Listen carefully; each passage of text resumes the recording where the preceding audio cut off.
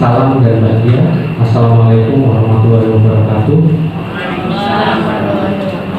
Damai sejahtera, Om Swastiastu, Namo Buddhaya, salam kebajikan, rahayu untuk kita semua. Mengapa harus salam dan bahagia? Itu adalah dua kata sebagai tujuan akhir dari pendidikan. Di salam dan bahagia menurut Ki Hajar Dewantara itu adalah tujuan akhir dari pendidikan. Dasar-dasar pendidikan Ki Hajar Dewantara. Menurut Ki Hajar Dewantara, dasar pendidikan adalah menuntun segala kekuatan kodrat yang ada pada anak, agar mereka dapat mencapai keselamatan dan kebahagiaan setinggi-tingginya, baik sebagai manusia ataupun anggota masyarakat. Nah, ini di sini digarisbawahi, tujuan akhirnya adalah mereka mencapai keselamatan dan bahagia setinggi-tingginya. Itu adalah tujuan akhir dari pendidikan. Dan kita tugasnya menuntun anak-anak sesuai kodrat, sesuai kekuatan kodratnya, agar mereka mencapai keselamatan dan kebahagiaan.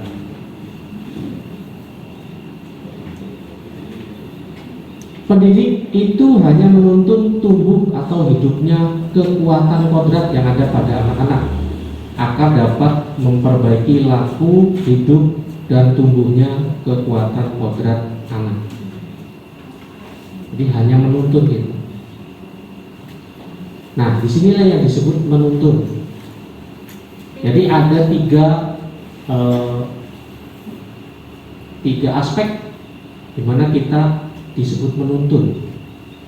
Pertama, ingarso suntulodo, ing madyo mangunkarso, tuturi handayani. Jadi menuntunnya di sini kita tiga aspek untuk menuju selamat dan bahagia sebagai manusia dan anggota masyarakat. Itu adalah menuntun. Yang dimaksud dengan menuntun oleh Ki Hajar Dewantara adalah itu, tiga aspek. Nah, bagaimana dengan kodrat anak? Kita tadi diminta untuk menuntun kekuatan kodrat. Apa yang dimaksud dengan kodrat?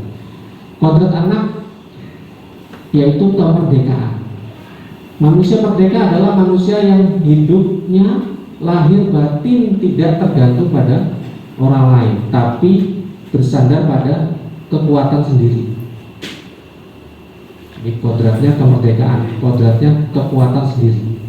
Maksud pengajaran dan pendidikan yang berguna untuk kehidupan bersama ialah memerdekakan manusia sebagai bagian dari persatuan rakyat. Jadi inti dari pengajaran dan pendidikan pada akhirnya adalah memerdekakan siswa kita nanti di depan.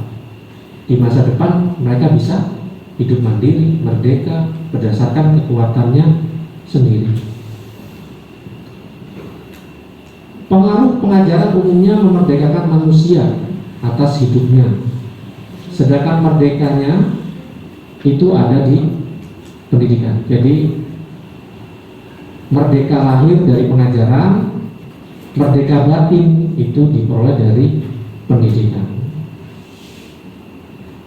Satu lagi, kodrat anak adalah bermain.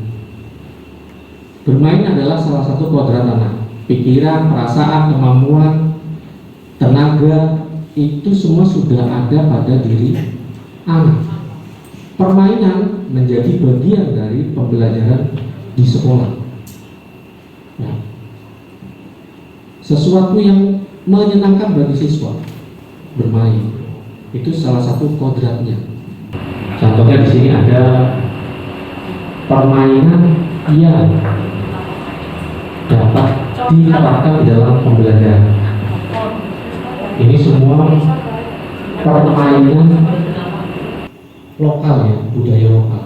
Yang pertama ada congklak. Ini berkaitan dengan pembelajaran matematik, strategi. Ada gobak sodor, permainan strategi juga.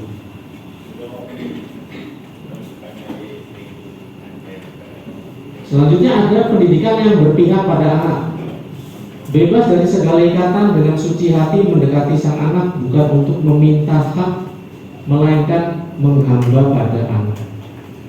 Ini tulisan Ki Hajar Dewantara tahun 1922. Pokoknya pendidikan harus terletak pada pangkuan ibu bapak, karena hanya dua orang inilah yang dapat berhamba pada sang anak dengan semurni-murninya dan seikhlas-ikhlasnya.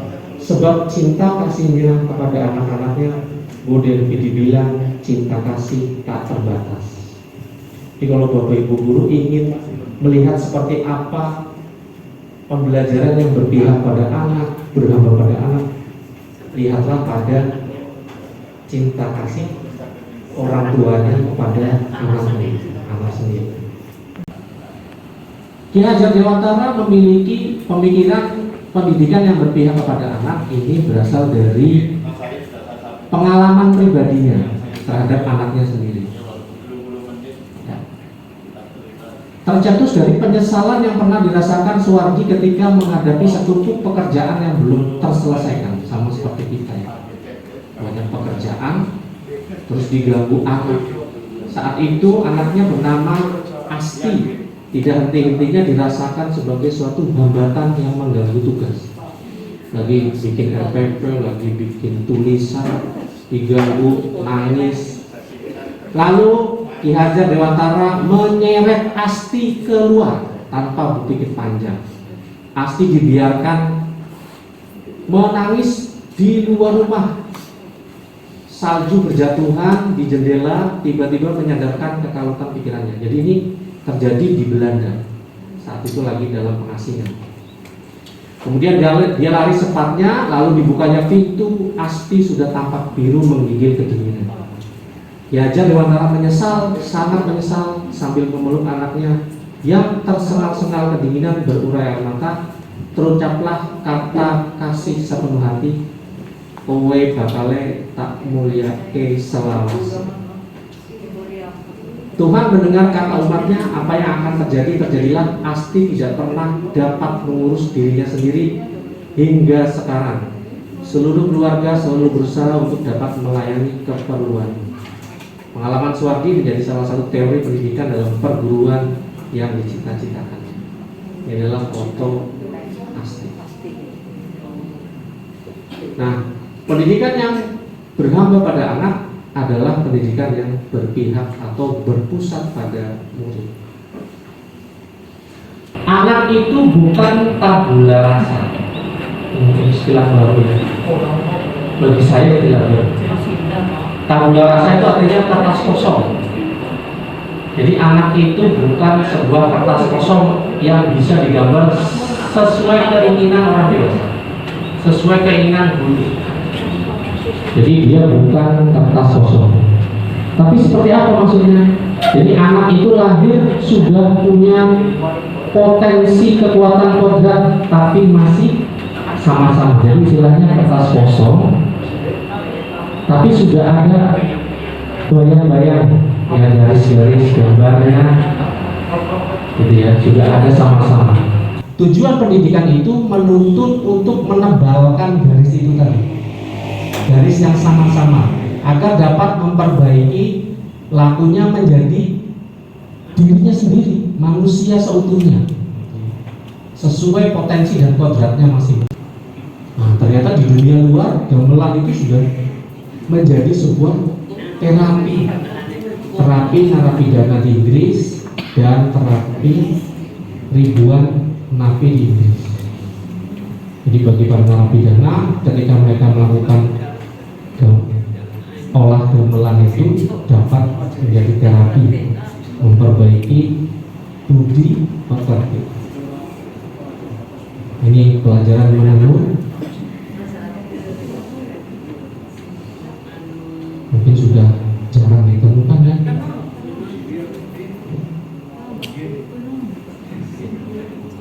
Kita kalau praktek langsung bisa langsung ketemu itu budi pekerti. Nah, satu lagi dasar pendidikan di dalam pembelajaran guru dan murid. Guru itu sebagai petani. Seorang petani petani dalam hakikatnya sama kewajibannya dengan seorang pendidik. Misalnya dia menanam jagung, petani itu hanya dapat menuntut tumbuhnya jagung. Dia hanya bisa melihat kondisi tanah, memelihara, memupuk, membasmi ulat-ulat, jamur yang mengganggu hidup tanaman padi dan sebagainya. Kita nggak bisa memaksa jagung itu ditarik biar cepat besar, itu nggak bisa. Kita hanya bisa merawatnya, gitu ya, di daerah sekitarnya, jangan sampai ada yang mengganggu. Nah, contohnya seperti ini. Tukang kebun kehidupan. Jadi kita belajar bagaimana menuntun siswa itu dari tukang kebun. Kita lihat di sini dalam satu peta itu ada yang besar, ada yang kecil, gitu ya. Jadi memang betul-betul tukang kebun itu juga tidak bisa memaksa satu peta ini sama semua besar semua, nggak bisa. Sesuai dengan potensinya masing-masing, potensi masing-masing individu tanaman sawi ini, masing-masing punya potensi. Nah, ini dari yang banyak rumputnya kita bersihkan supaya dapat tumbuh dengan baik. Ini menanam jagung sehingga tumbuh. Kita hanya bisa berharap dengan bersih semuanya bisa tumbuh dengan baik. Diberi pupuk, gitu ya, ada pupuknya, nanti ya tumbuhnya lebih bagus. Nah, apa relevansi filosofi pendidikan Ki Hajar Dewantara dengan pendidikan abad 21, pendidikan modern? Jadi ternyata kita punya sebuah seorang pemikir yang sudah handal dan tidak bertentangan dengan pendidikan abad 21 sekarang. Menurut Ki Hajar Dewantara, pendidikan itu menuntut segala kodrat mencapai keselamatan dan kebahagiaan. Nah, menuntun itu di dalam pendidikan abad 21 kolaborasi, kritik, reflektif, komunikasi, kreatif, inovatif. Tujuannya selamat dan bahagia itu adalah value. Jadi untuk menciptakan kolaborasi itu menciptakan spiritual, intelektual, sosial, pengetahuan, keterampilan, itu diperlukan kolaborasi. Siswa dan guru merdeka belajar yang berkolaborasi bersama menggali, mengembangkan potensi siswa, mengakomodasi karakteristik, mewujudkan student well-being.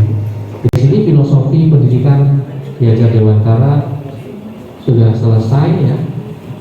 Di intinya kita sering mendengar merdeka belajar,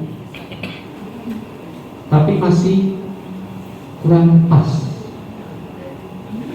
Jadi kemerdekaan belajar itu bukan berarti kita bebas.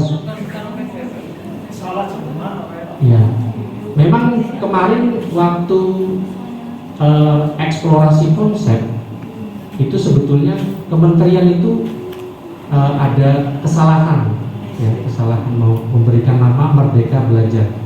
Sebetulnya yang paling betul adalah belajar merdeka, memerdekakan siswa sesuai potensi, sesuai kodratnya. Jadi kita menyusun RPP Merdeka Belajar itu RPP yang menuntun siswa mencapai kodratnya. Itu yang disebut dengan RPP Merdeka Belajar. Ya.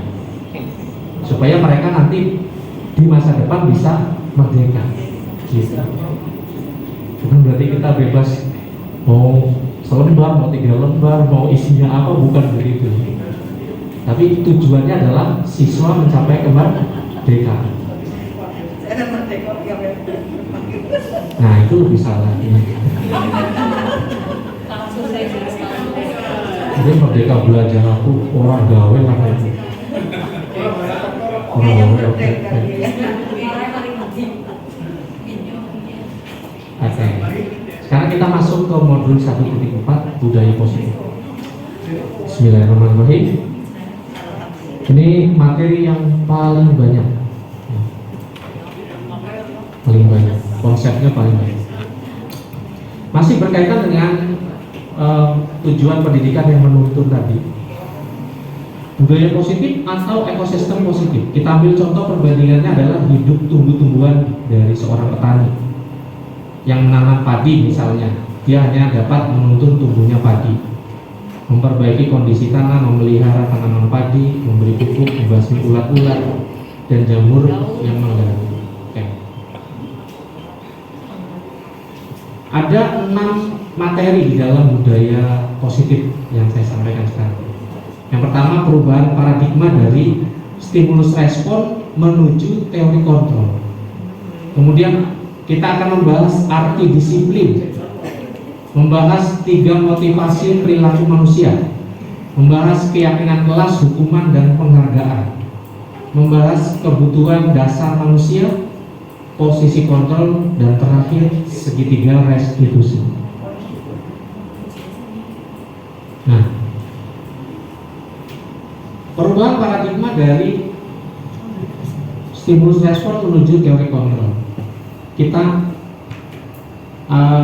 ambil sebuah kegiatan misalnya tentang kepalang tangan. Ada 2 orang A dan B, misalnya Bapak Ibu guru dengan temannya di samping. Baiklah, secari kertas kecil, tuliskan benda atau sesuatu yang sangat berharga, tuliskan di situ, kemudian digenggam erat-erat di genggaman Bapak Ibu. Kemudian teman Anda di samping mencoba dengan sekuat tenaga berbagai cara meminta Anda memberikan benda tersebut. Kira-kira Bapak Ibu guru akan memberikan benda berharga itu atau tidak? Ini sangat berharga. Apa mau diberikan kepada teman di sampingnya enggak? Tidak. Emang ya. Berharga.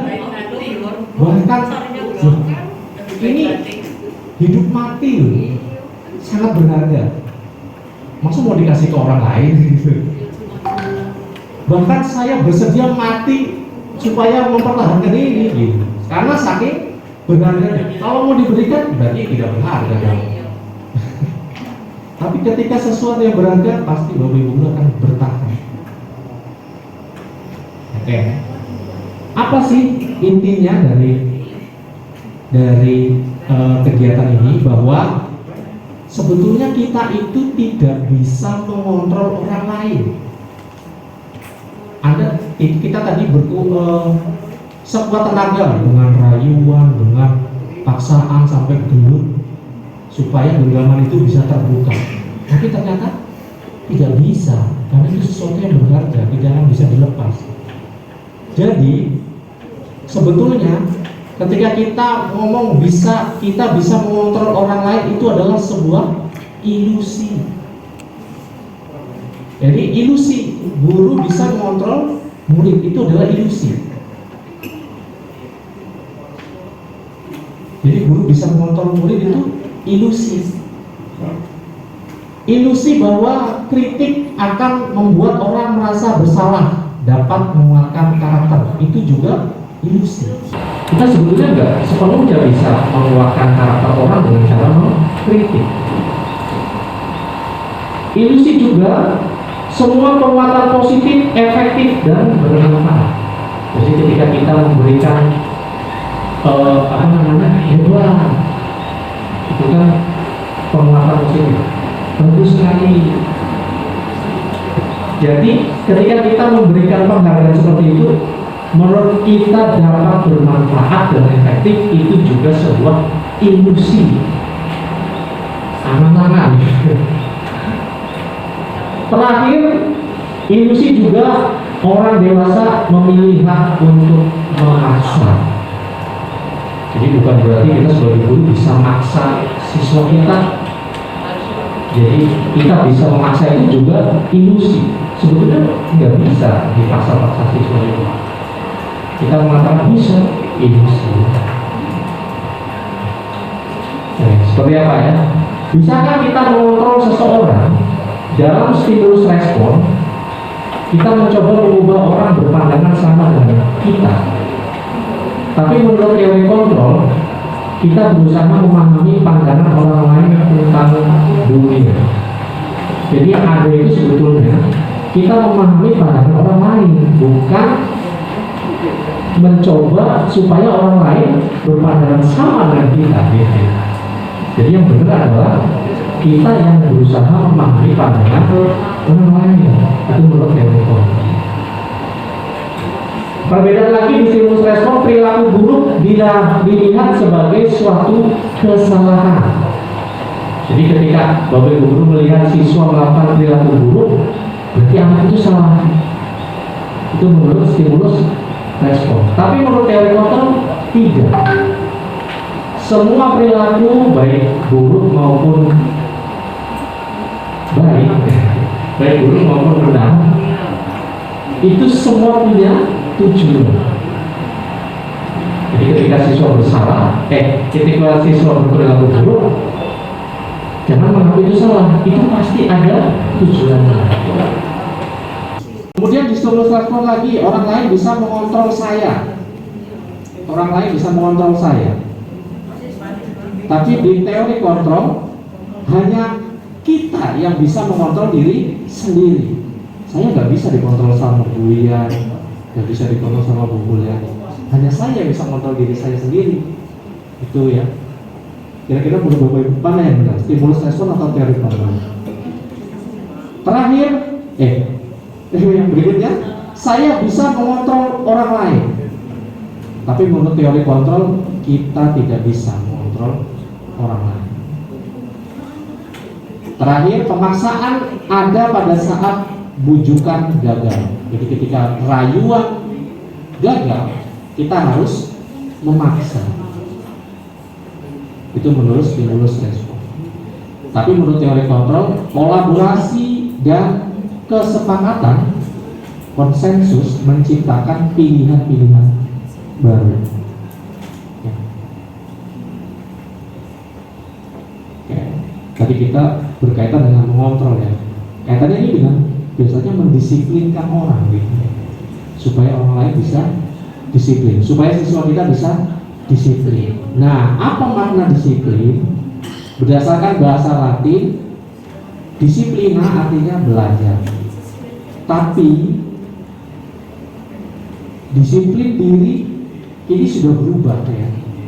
Disiplin di dalam budaya kita itu bukan lagi belajar. Makna asal dari kata ini berkonotasi dengan disiplin diri dari murid-murid Sokrates. Orang akan disiplin itu punya 3 sebab ya. Kenapa orang bisa disiplin?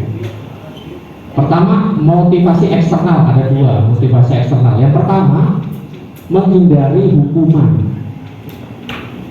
Itu disiplin yang paling rendah ya. Disiplin karena takut dihukum. Itu disiplin paling rendah. Yang berikutnya, karena ingin mendapat imbalan. Disiplin untuk mendapatkan uang 100.000 dari kepala sekolah. Itu juga disiplin yang rendah. Bagaimana disiplin yang tinggi, disiplin yang positif? Yaitu ketika dia disiplin untuk menghargai diri sendiri, menjadi manusia yang sesuai harapannya ya. Itu yang disebut dengan motivasi internal. Saya akan menjadi orang yang seperti apa. Jadi bukan karena pengen dapat imbalan, bukan karena takut hukuman, tapi karena memang dia menghargai dirinya sendiri. Sebagai seorang guru, saya harus seperti ini. Ini saya juga baru ada 3 ya. Kenapa orang bisa disiplin itu ada 3. Dan Bapak Ibu guru mau pilih yang mana?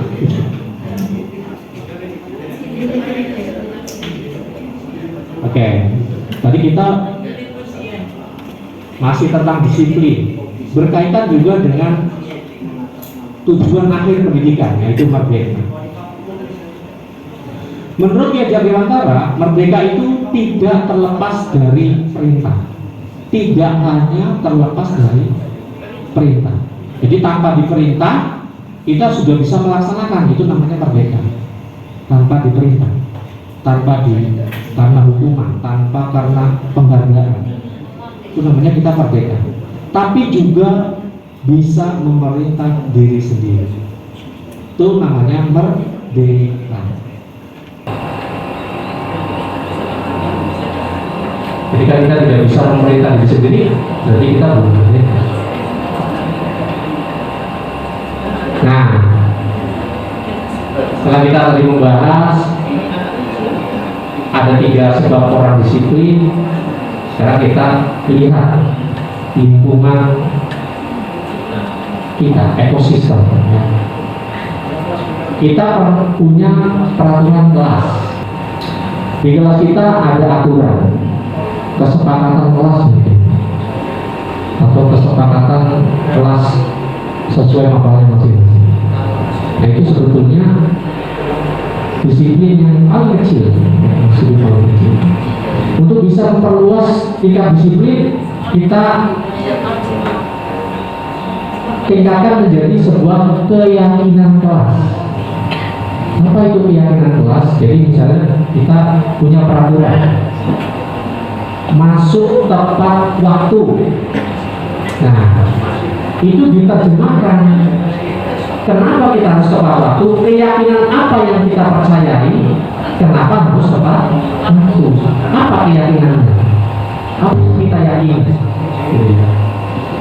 Dari keyakinan-keyakinan setiap aturan. Jadi setelah peraturan kelas itu kita terjemahkan menjadi keyakinan, maka akan terbangun lingkungan yang positif. Di kelas itu lingkungannya positif. Ketika semua lingkungannya positif, maka sekolah ini akan punya budaya positif. Akan lebih luas lagi. Oke, sekarang ini Bapak Ibu bertanya, apa sih yang dimaksud dengan keyakinan kelas? Kita lihat, bandingkan keyakinan kelas, hukuman, dan pelajaran. Mengapa tidak peraturan saja? Kenapa harus keyakinan? Mengapa kita memiliki peraturan harus menggunakan helm? Apa keyakinannya? Keselamatan. Mengapa kita peraturannya 3M? Masker, cuci tangan, dan jaga jarak. Keyakinan apa yang kita yakini? Kesehatan, keselamatan diterjemahkan. Mengapa kita peraturannya harus datang tepat waktu saat mengikuti pelatihan? Ya, karena saya meyakini kita wajib belajar. Mendukung motivasi intrinsik, kembali ke nilai-nilai keyakinan, lebih menggerakkan seseorang dibandingkan mengikuti serangkaian peraturan. Jadi kalau kita terjemahkan ke keyakinannya masing-masing, itu akan lebih menggerakkan kedisiplinan. Contoh, di sini kita punya aturan kelas, datang tepat waktu, mengucapkan salam, menjaga kebersihan sekolah, berdoa sebelum dan sesudah kegiatan, aktif dalam pembelajaran, tertib. Bandingkan dengan kesepakatan kelas yang sebelah kanan. Kami guru dan murid yang saling menyayangi. Kami murid yang semangat belajar. Kalau semangat itu pasti terlalu semangat belajar. Kami murid yang peduli dengan teman-teman. Kalau peduli dengan teman-teman berarti mengucapkan salam, menjaga kebersihan, jadi dari satu keyakinan bisa menghasilkan banyak aturan, atau beberapa aturan bisa dikerucutkan menjadi sebuah keyakinan.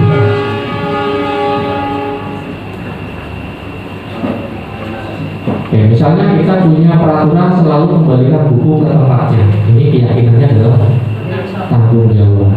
Dilarang mengganggu orang lain, karena kita punya keyakinan menghormati orang lain dan diri sendiri. Hadir di sekolah 15 menit, apa yang keyakinan kita? menghormati orang lain, berkomitmen pada tujuan, semangat belajar, dan lain-lain. Dilarang melakukan kekerasan. Keyakinan kita adalah keselamatan, menghormati orang lain. Menggunakan narkoba, kesehatan.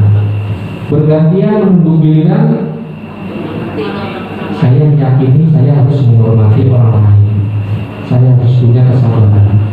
Gunakan masker, keselamatan dan keselamatan. Jangan berlari di kelas atau koridor dan seterusnya. Nanti beberapa guru bisa mulai menerjemahkan aturan-aturan di kelasnya menjadi sebuah keyakinan. Nah, ini adalah ini bahwa penghargaan ternyata menghukum. Jadi penghargaan itu sebetulnya hukuman. Kok penghargaan hukuman? Iya. Misalnya, contohnya, kemarin kita ada yang mengerjakan FPP dapat 100.000. Itu sebetulnya hukuman bagi guru yang belum mengerjakan FPP. Dihukum gitu. Jadi sama saja penghargaan itu juga menghukum orang yang tidak disiplin. Nah, pengaruhnya itu jangka pendek, ada jangka panjang. Nah, menurut teori kontrol, penghargaan itu tidak efektif. Apa bedanya hukuman dan sanksi? Kalau hukuman itu sesuatu yang menyakitkan.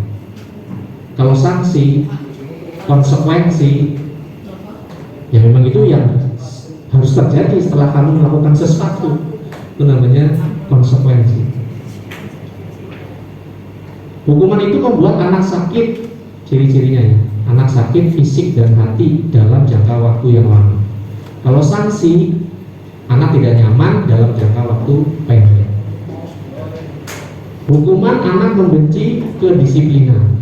Kalau sanksi, anak menghargai disiplin. Dan seterusnya, kita sudah bisa membedakannya. Nanti bisa dibaca.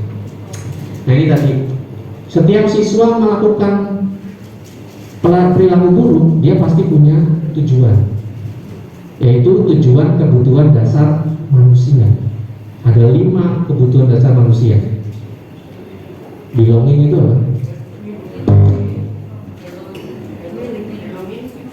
Kasih sayang, ya, hati, power, kekuatan, kekuasaan, penguasaan, fun, kesenangan, freedom, kebebasan, dan survival, bertahan hidup. Jadi setiap perilaku buruk pasti punya 5 tujuan, ini pasti ada salah satunya. Kenapa dia berperilaku seperti itu? Ibu guru bilang aku tidak boleh bersenandung sewaktu mengerjakan tugas. Katanya kelas harus tenang, tidak ada suara. Padahal aku suka dan senang menyanyi. Kira-kira kalau Bapak Ibu guru melihat anak lagi mengerjakan tugas bernyanyi, itu perilaku buruk apa ada tujuannya? Pasti punya tujuan, karena dia senang menyanyi gitu ya. Bukan berarti dia berperilaku buruk. Nah, itu. Tapi pasti punya tujuan. Dan dia tidak merasa kalau dia itu buruk gitu. Ibu guru tidak menyapaku hari ini, padahal aku pakai jepit rambut. Pengen perhatian.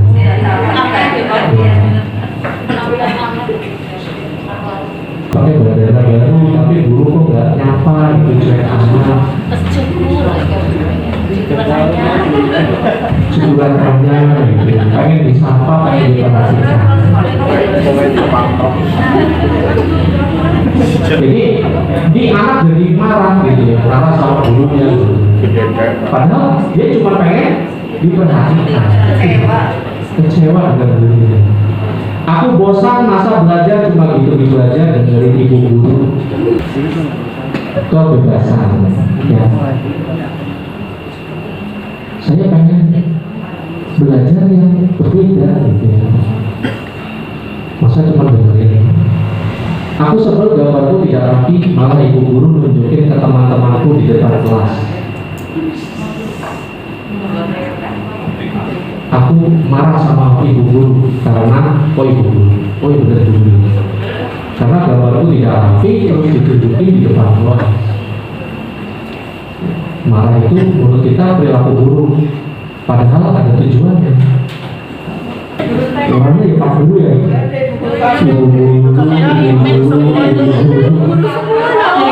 Bicaranya sakit.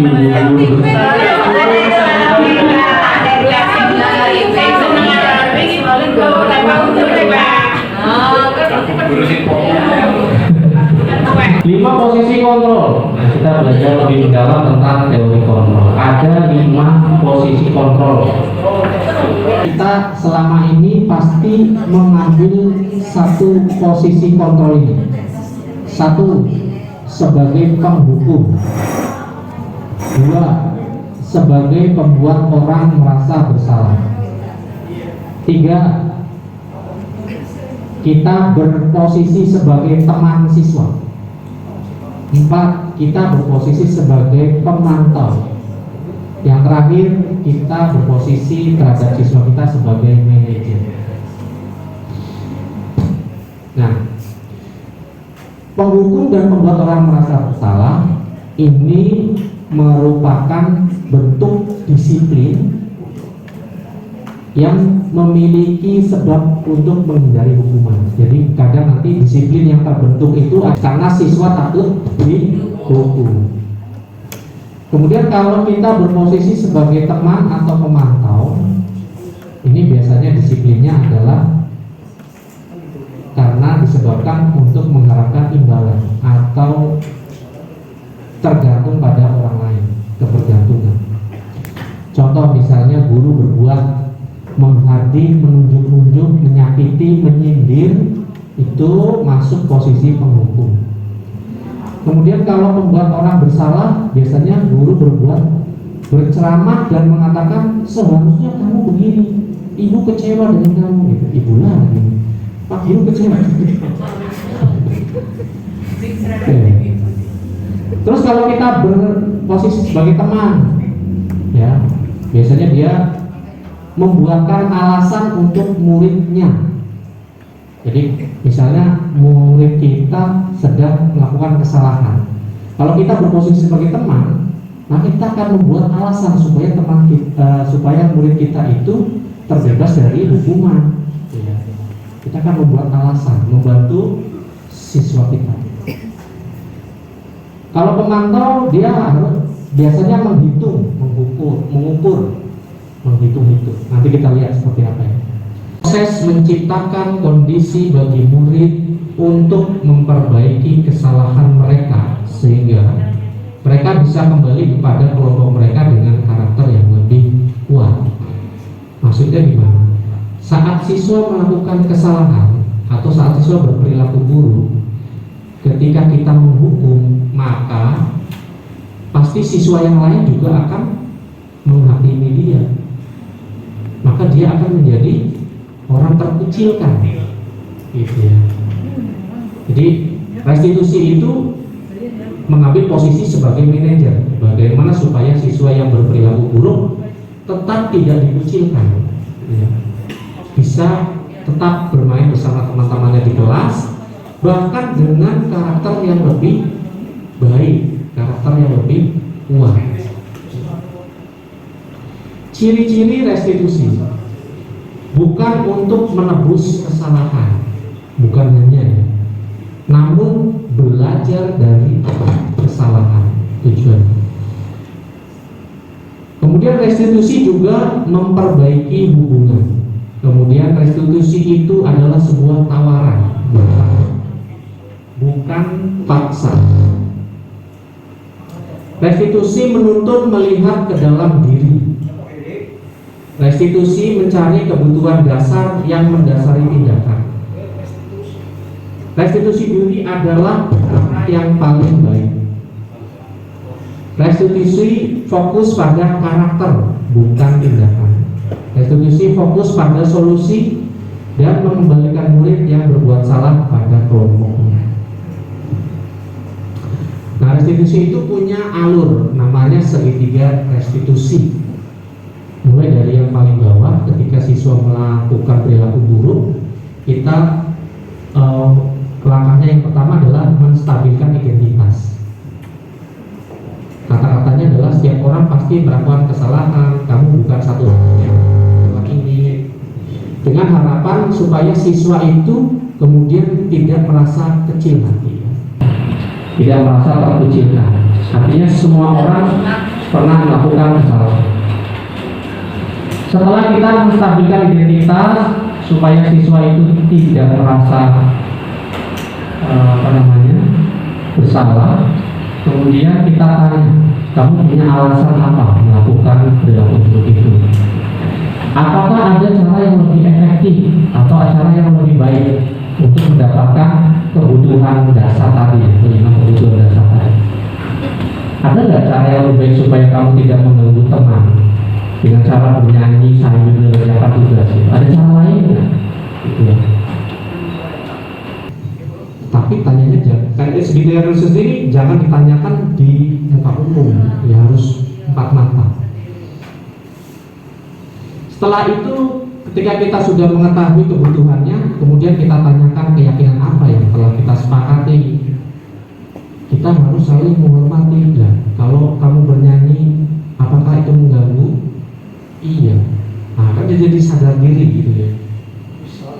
Gitu. Terus kamu besok masa depan mau jadi orang seperti apa? Penyanyi. Kalau penyanyi, nah kita harus tahu tuh, penyanyi itu harus begini, harus belajar terus, harus giat, harus banyak berlatih. Tapi bukan saat mengerjakan tugas, berlatihnya di tempat lain itu sama Pak Haji atau Bunada gitu ya. Nanti saya kenalkan dengan Bunada. Ya, kamu lihat. Ya. Itu cara kita menanggulangi siswa berperilaku buruk. Itu sekarang sudah berubah menjadi dengan segitiga restitusi. Contoh misalnya menstabilkan identitas. Tujuannya untuk membuat anak yang merasa gagal menjadi positif terhadap dirinya. Iya, kamu bernyanyi itu bagus. Saya juga suka bernyanyi. Dia tidak akan merasa berperilaku buruk. Berbuat salah itu manusiawi. Tidak ada manusia yang sempurna. Kita pasti bisa menyelesaikan permasalahan ini. Bapak Ibu tidak tertarik mencari tahu siapa yang benar, siapa yang salah, tapi lebih kepada bagaimana menyelesaikan masalah. Bagaimana supaya potensi bernyanyi kamu itu lebih bagus, gitu. Bukan di saat jam mengerjakan tugas. Kalau kamu menyalahkan dirimu sendiri, apa kamu bersikap baik terhadap dirimu sendiri? Tidak. Validasi tindakan yang salah setelah kita tadi menstabilkan identitas. Nah, membantu siswa menggali basic kebutuhannya. Pada dasarnya tindakan manusia tujuannya adalah memenuhi kebutuhan dasar. Kamu bisa saja melakukan hal yang lebih buruk, tapi kamu tidak melakukannya. Kamu pasti punya alasan mengapa melakukan. Apa yang penting bagi kamu? Kamu boleh tetap berusaha, tapi tambahkan sikap yang lain. Maukah kamu belajar dengan cara yang lain? Apakah kamu bisa melakukan dengan lebih baik besok? Ya. Selanjutnya, setelah kita menawarkan tadi, apakah kamu mau ingin lebih baik, kita tanyakan keyakinan. Anak melihat kesalahannya dihubungkan dengan norma sosial, nilai-nilai mendasari manusia berinteraksi dengan orang lain. Guru berkata, apa nilai yang kita percaya tadi ya? Kenapa kamu tidak boleh bernyanyi saat mengerjakan tugas? Karena ada keyakinan, ya. Keyakinan apa yang kamu percaya? Kamu ingin menjadi anak seperti apa? Apa yang kamu rasakan ketika kamu melakukan itu? Kamu menjadi orang yang seperti apa? Ini sebetulnya dalam bentuk supaya kita membuat anak itu disiplin karena menghargai dirinya sendiri. Ini adalah intervensi 30 detik. Apakah kamu ingin berbuat lebih baik? Apakah saat ini kamu sedang menjadi orang yang sedang kamu inginkan? Dan seterusnya ya. Ini bisa kita sampaikan kepada siswa yang berperilaku buruk untuk mengintervensi. Terima kasih. Salam dan bahagia.